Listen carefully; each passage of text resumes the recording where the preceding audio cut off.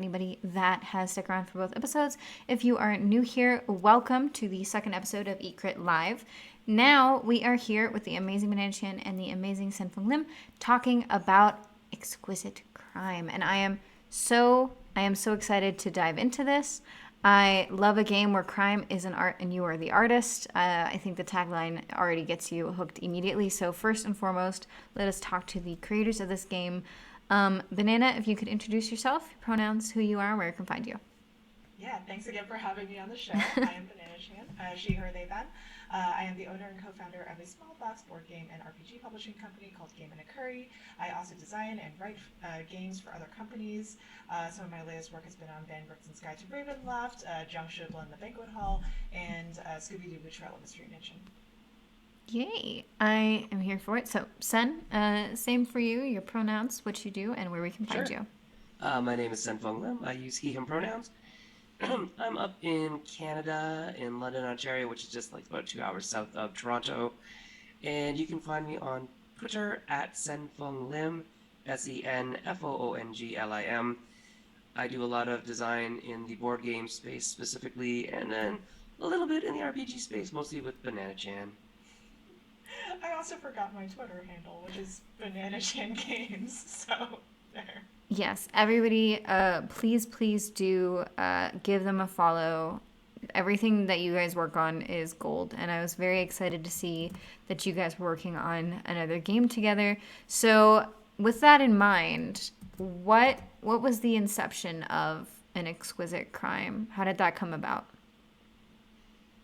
So I think the first idea that we wanted to tackle was the idea of the exquisite corpse. So basically, what the exquisite corpse is this game that surrealist artists have basically developed ages and ages ago, like in the 1930s, where there are you have three panels on a piece of paper, and you fold those panels into thirds, and then one person draws one panel, the second person draws the second panel, and the third person draws the third panel, and these panels are hidden. So, the other person isn't going to be able to see it until it all gets revealed. So at the very end, you reveal all three panels and you create a thing together. Um, so we wanted to make something out of that specific mechanic, and we thought that collaborative drawing was like the coolest thing. That sounds super cool. I actually didn't know that that's what that game was called. I grew up playing that in Germany because it's very popular for kids to play. No idea that that's what it was called in English. Yeah, it's a thing that was developed during the surrealist movement of art, and so it was this thing that we all have probably done, like you said, Brandy. We've all probably done this, but now we can do it as a game. So a little I more of a world around it, right? I love that. So what did it look like going from you have this mechanic and the initial idea to what an exquisite crime is now, a surreal storytelling experience? So it was really initially the mechanic, and we thought, okay, we need to make something around this. And as we were drawing, we decided to give prompts on each panel. So as you were drawing the head, you might get a prompt that says, what does this person do? And then the next prompt on the body might be, tell us where this person lives. And the last prompt on the feet might be something like, who in the community dislikes this person, or whatever. I don't know. It depends. It all depends on what the story is. But these prompts helped us to not only draw the person, but helped us to put them in like a place and a time inside this surreal world that you are co-generating with the rest of the people playing. And that really sort of perpetuated the idea of, now we can tell stories about these people because they're rooted in a place and time. They're not just this weird picture that you drew. Right. And because you have this picture and this place and time, now we can tell stories and we can establish timelines and we can talk about things. And because Bananachan and I are usually like in dark mode a lot of times, like I mean like not like dark like light, but like dark like mood mode a lot of times. We decided to go with murder because that is our usual option. Our usual first default option is, hey, what about murder? I don't know why. Well, to be honest, that's not always our first option. Sometimes we go with cults. Oh, well. Yeah. Well, that is Yeah. entirely different, completely unrelated, because sometimes you have a murder without cults, and sometimes you have a murder with cults, and vice versa. Yeah. There's so many You get it. options. You get it. There's so many options. Oh, absolutely. I'm always down. I'm always here for the cult thing. Absolutely. We just got done talking about suburban consumption, and I was already on board. It was like, you said cult, you said murder. You got me. This Yeah, is it. there This you is go. all I need. It's over. I like There's that. a This is our huge, brand. yeah, a huge fascination in the North American zeitgeist around cults and Yeah.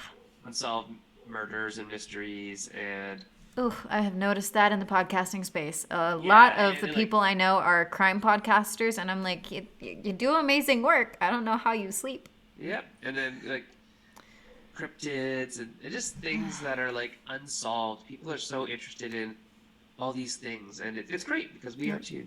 And now we can make games about them, and people can play them, and hopefully get to live out their fantasies of becoming a psychic detective. I mean, Not sure anybody that has sounds chance, great. but No, I would love to be a psychic detective. I saw Sure. one episode of Psych when I was younger and was like, this is it. This is my dream career. And then I was like, actually, you can't do that. That's okay. Another dream crushed. Just like that time I was like, I'd like to be a cryptid. And then I was like, you can't just be a cryptid. I was like, oh, okay. I Well. mean, You can in could games.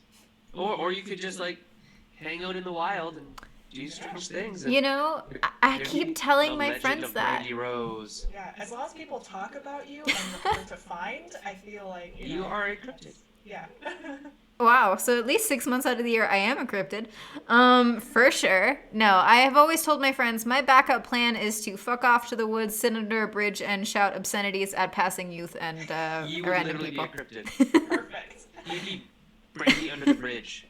That's Yes. what they know you as for decades and eons past that. The trick is to stay alive also for decades and eons past that under that Sure, I bridge. mean- I think I could do it. Yeah. I could do it. Oh, yeah. My sister has referred to me as a hag multiple times, so I think I'm really very close. It's just the normal thing of having a younger sister is you say, no, you can't take my dress, and they go, you're a hag, and it's like, okay, well, fair, fine enough. So for this game, I love the vibe of the game. I think that is super, super fun. I think the game design looks beautiful. So what went into, just like, before we go into the stretch games, what went into the design and the aesthetic of the game? Because it really is beautiful. So the aesthetic itself, we worked with hunters on that, as well as Julian Griep, who was the artist, the illustrator for most of the artwork that you see here. We also worked with Chris from Hunters on the graphic design, and yeah, we just like basically told them this is the feel that we're going for. We want something that's like surreal, but not too like. Something that's like silly but not too silly, because we are dealing with murders and trying to solve crimes and psychics and all of that, and basically from that tone, from that like this initial mood board that we had made, they came up with like all this awesome stuff. I think one of the media touchstones for us was also like Matt Berry and how ridiculous he sounds, like when he's like over the top and like trying to act act silly, All like serious. that kind of. Yeah, exactly. It's like serious, but like definitely Silly. very silly. Yeah, Yeah. that kind of vibe. I'm definitely picking that up from the one illustration of what looks to be a sad goldfish with legs. Yes. That's Definitely everything. that goldfish thing. Yeah, and then the color of the off-white, and then I'm not sure if that's eggshell or ecru or what, I don't know. But the idea was that it was kind of aging, so put it in the past, and then using just spot color instead of like deep coloration to give it that sort of faded old feel, because these are supposed to be visions that are your memories of things that you see, Right. or visions that you're getting at the exact time that aren't coming through quite correctly because you're psychic, but you maybe not be that psychic. Yeah. So the idea of these visions is that they will be used while somebody else is drawing. So while somebody else is drawing, if I was the psychic that's having the vision at the time, I'm then telling them about my vision, and that may or may not influence what the other people are drawing. And it's actually amazing that some people try not to be influenced, but it's like subliminal, right? So Right. if I'm talking about, cabbages, I see this cabbage floating in space, and all of a sudden Banana's trying to draw, and she's like, I didn't need to draw a cabbage, but oh, there's a cabbage in this picture now. And so that becomes quite funny and interesting because it's playing with brains and like what triggers us to draw certain things and talk about certain things. And will that cabbage come back and haunt us? I don't know. I mean, if you're in, Avatar: The Last Airbender, cabbages have definitely come back to haunt several people. Exactly. I love that. So you draw sketches of the victim, the scene of the crime, the suspects, and the witnesses while you investigate all these things, which means at the end of this you have probably like several very fun drawings, which like also like as gameplay goes, I really like games where you have something tangible at the end of it to remember it by. I think that's very cool. Yeah, that's exactly the reason why we do what we do. You picked up on our oeuvre. We love artifacts. Honestly, yes.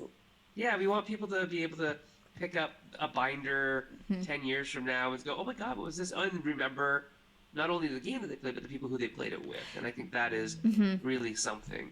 Yes. My mom and dad are downsizing in their house, and so they said, oh, we were going to throw this out. And they showed me this binder. It's the binders of all my Champions characters from when I was like 8 or 9. And it's like, no, don't you dare throw that out. Because I need to see them. They're horrible. And my art is bad. My math is on point, though. My math is really on point. If there's anything that you can learn from Champions, the role-playing game, it's math.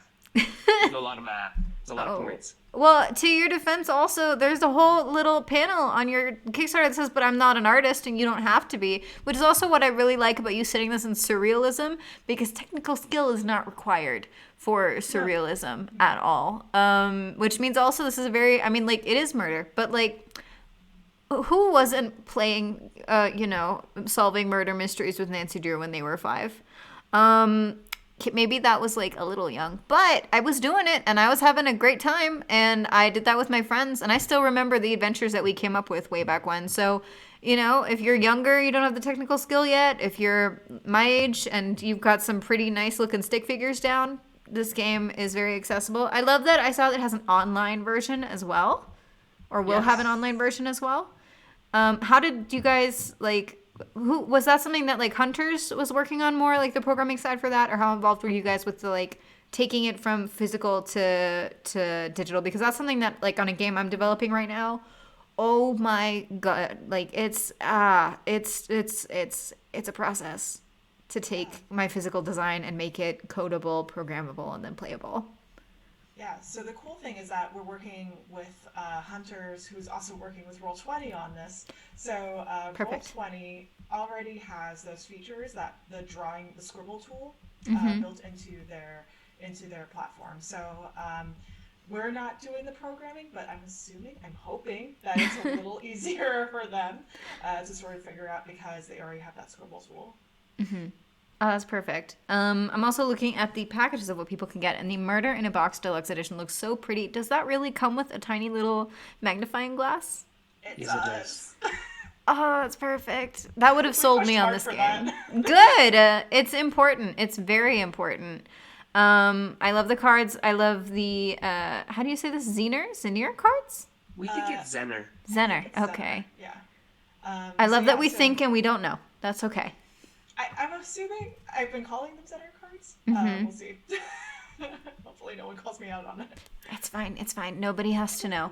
Nobody has to know. But going into some of the stretch goals that you guys have, because you've got some really amazing scenarios. The game itself is fully funded, and we are now in the process, I think, of making sure that people can check out the stretch goals. I also, by the way, really love the like references and punnery and the imagery invoked in some of the scenarios you guys have already up for an exquisite crime. Is that a penguin for Murder Most Foul? It's a puffin. It's a puffin. They are very cute.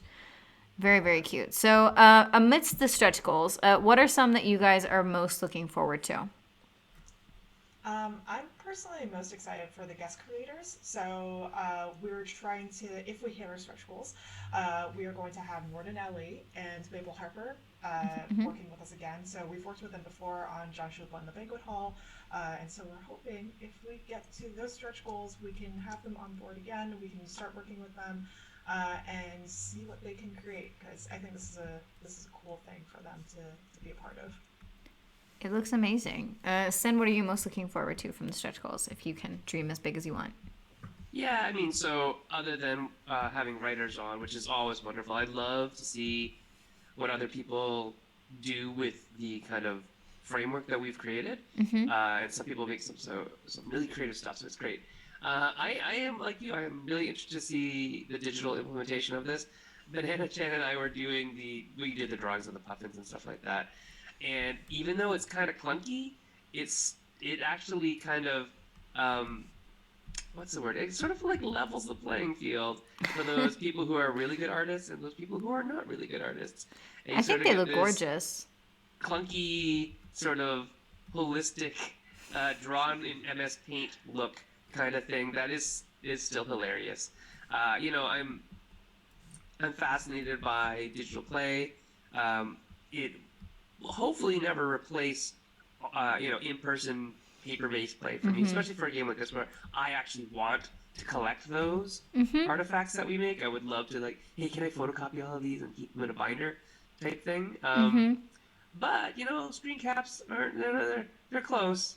I have a very very healthy um, you know um, account on my iPhone that has like lots and lots of pictures of lots and lots of stuff. So I Oh guess I yeah. could keep those forever to just scroll through them as I'm going into my old age. I genuinely just had to update my iCloud plan because it I got literally full. just did that today, Yeah, actually. yeah. It just they finally got me from paying $3 a month to paying 10 now, and I'm like, oh, but I can't get rid of them because like a good 500 are pictures of my former dog, and I'm like, well, I can't get rid of those. This I can't make space for that.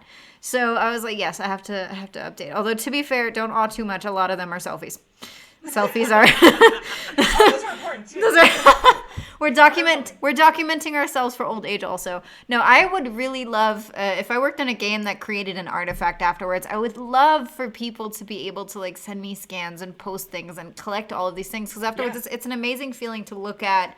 So I mean, it's already amazing to see people play your game, which is a feeling that last time I spoke to both of you, I had said that I didn't think I could be a game designer, and now I am I a think game you play a designer. bajillion games.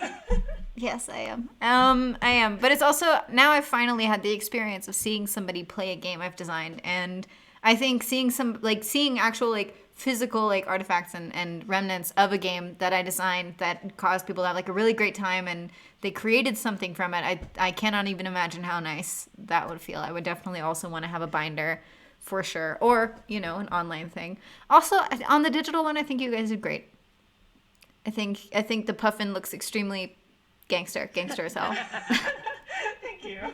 Looks fantastic. I love it. I really hope we can get to all of these stretch goals. They look cool. I really cannot wait to see these like actual like adventures. I can't wait to play this game both privately because I do want to make a little one by hand. And if I have to bully somebody to come down here to visit me so that I can play it with them, so be it. But I think it looks really amazing. The team is great. I'm very glad that you guys got to work with Hunters, your artist, Julianne Gripe. How would you say that last name? I believe it's group. Gripe. Yeah, Yep. very Yeah, talented. so, yeah, she worked on Alice is Missing, so yeah, Wow. fantastic work. Yep. That is fantastic. So yes, for everybody listening, it's also going to be on Drive Through RPG. Make sure everybody grabs a copy of this game. The physical game it looks beautiful. I love it very much. I did get the little notification from Zoom letting me know that for some reason it is going to shut itself off in a few minutes and have to restart. So I'm going to take us to the BRB screen real quick and resend you guys a new invite. So for everybody listening, I'm going to hit the BRB here for a second. And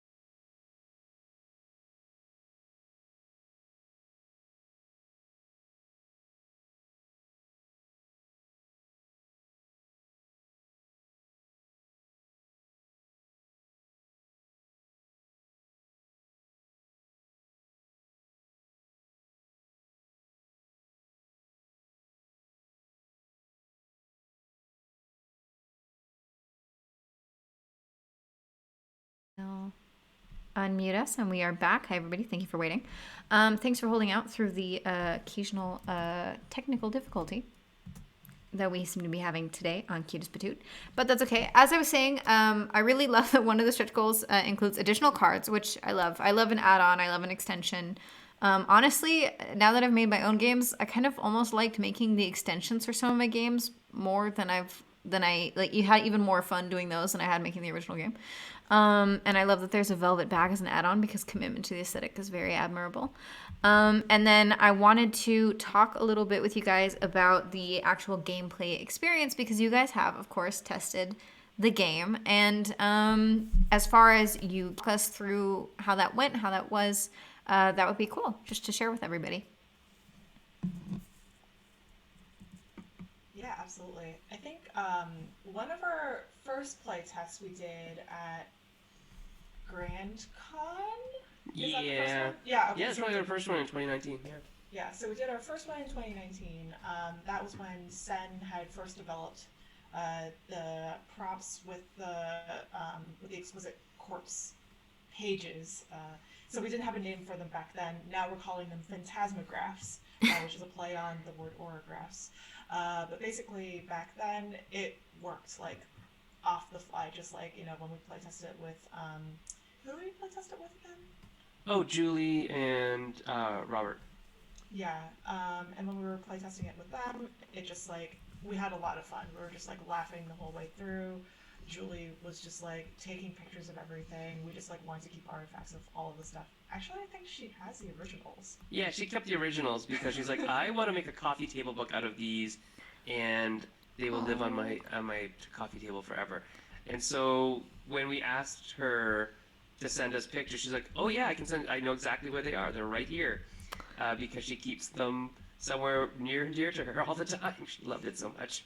That is so sweet. And again, like perfectly plays into exactly what you guys want from the game is it created a memorable experience and it has a tangible representation of the fun time you guys had playing that game together. Mm-hmm. I mean, just from the few pictures that are on the Kickstarter of who made those? There's some sheet scans.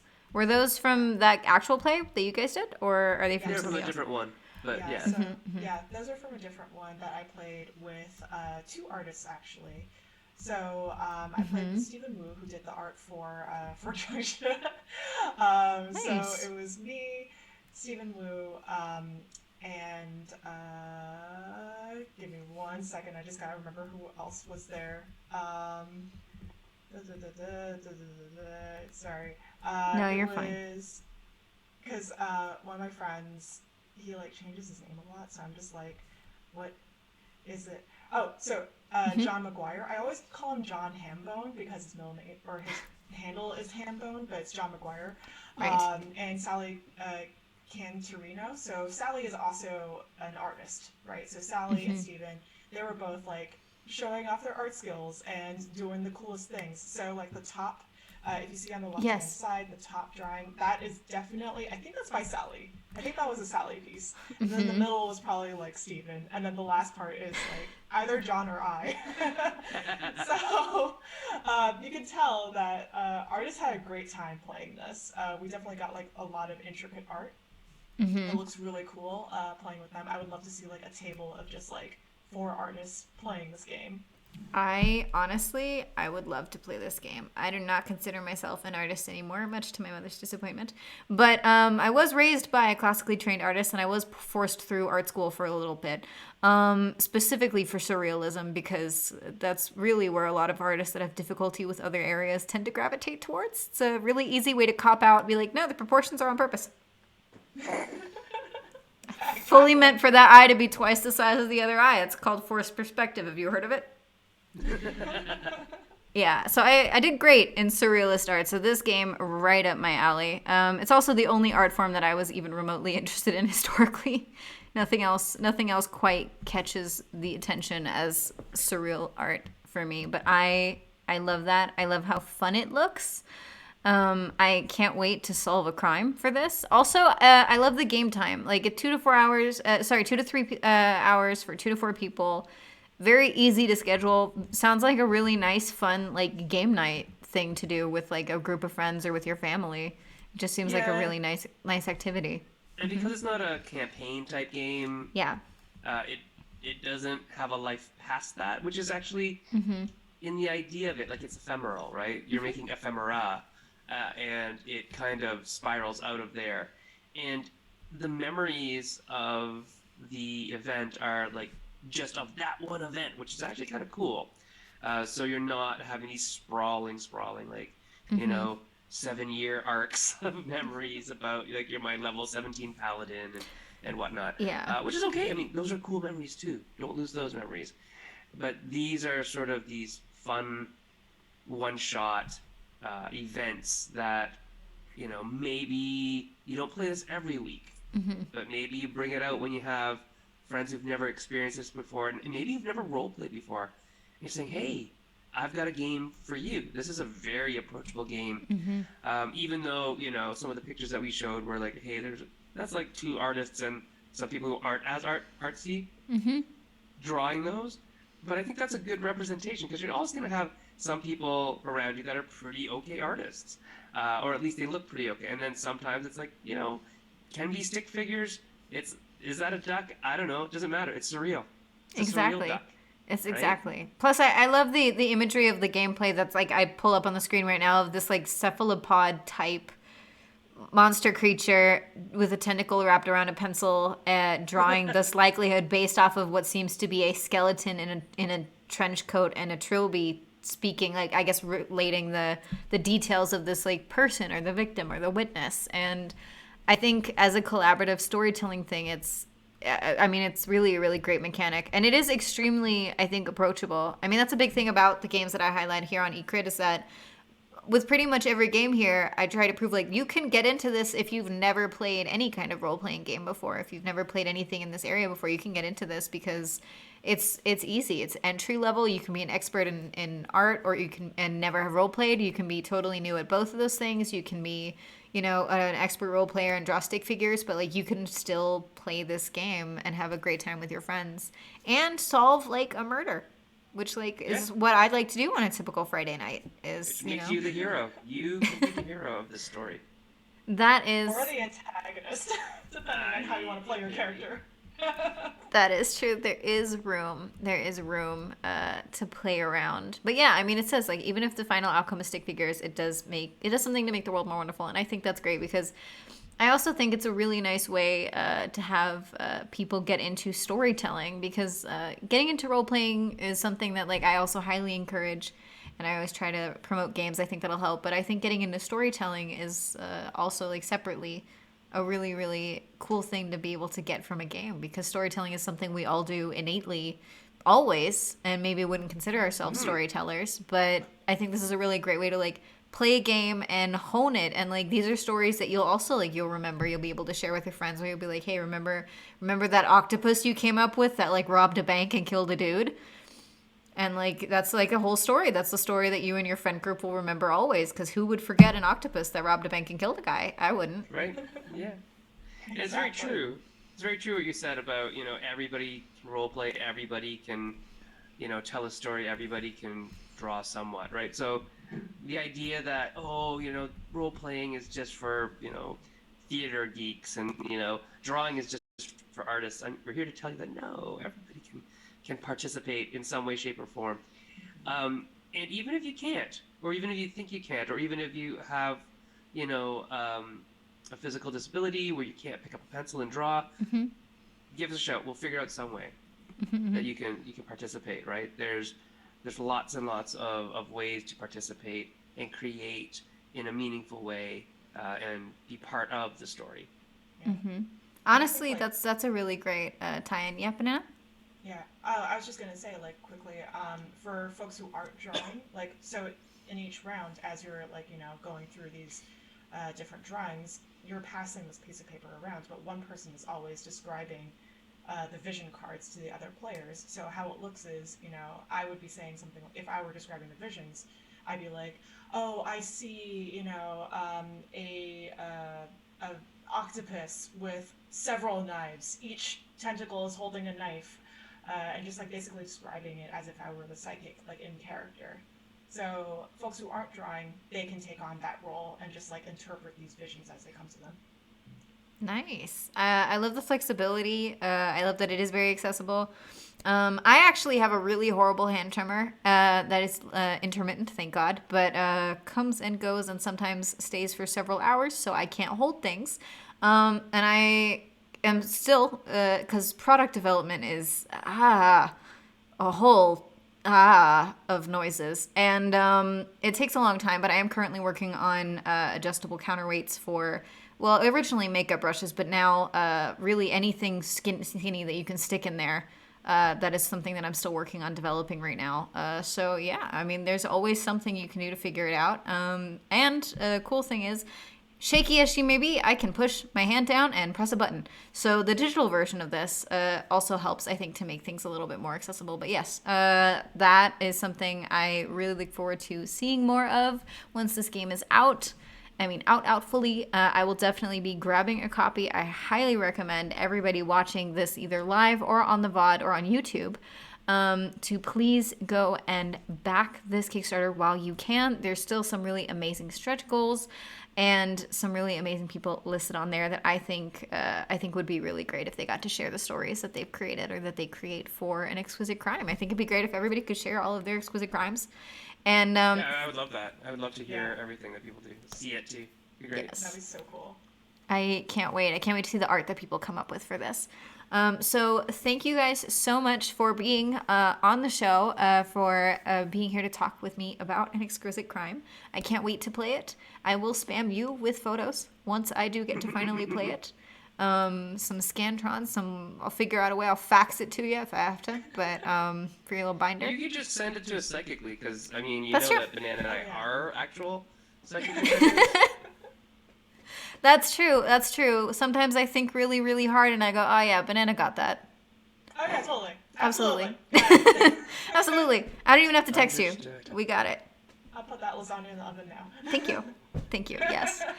So yes, thank you guys so much for being here. Everybody, please go back this, and thanks for being on the first day and second episode ever of eCrit Live while I figured out the technical problems that my computer decided to bestow upon me. Thank you so much. Thanks for having us. Of course. And then for everybody, I have dropped the link into the chat. It will also be in the description of the video. So please make sure you go and check out this game. It is going to be a lot of fun to play, and I can't wait to see you guys playing it. And we are off.